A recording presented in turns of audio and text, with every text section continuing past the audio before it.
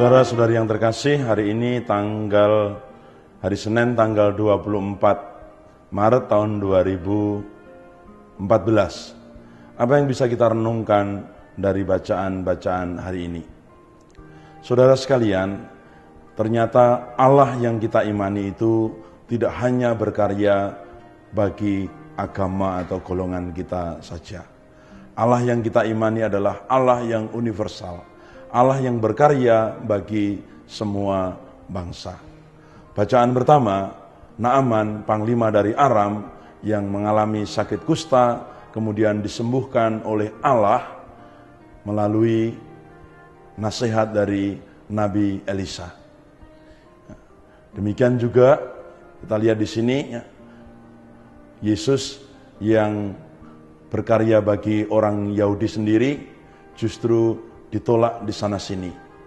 Sebaliknya, kalau kita lihat dalam karya Yesus, Yesus malah diterima oleh orang asing. Misalnya, perwira Romawi yang hambanya sakit, meminta kepada Yesus supaya hambanya itu disembuhkan.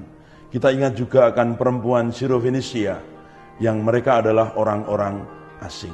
Ternyata seringkali orang asing ini, atau orang yang tidak seagama dengan Yahudi ini, justru memiliki iman yang lebih besar. Hal yang perlu kita renungkan di sini, kita sebagai orang yang beriman akan Tuhan tidak boleh sombong.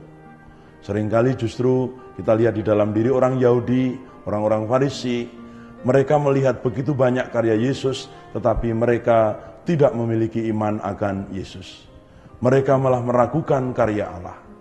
Di sini yang mau kita diungkapkan, kalau kita ingin mengikuti Yesus, ada dua hal yang perlu kita renungkan.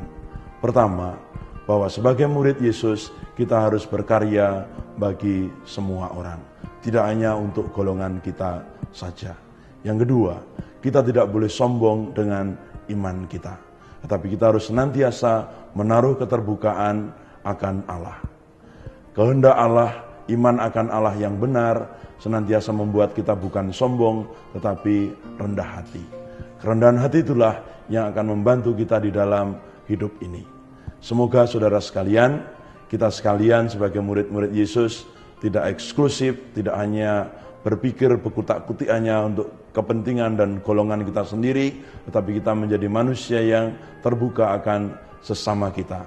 Menjadi manusia inklusif yang mau terbuka bagi sesama. Demikian juga dalam karya dan juga di dalam kerjasama. Semoga saudara sekalian dapat hidup bersama dengan orang lain, golongan lain dengan rukun didasari oleh kehendak Allah yang ada di dalam diri. Tuhan memberkati saudara sekalian.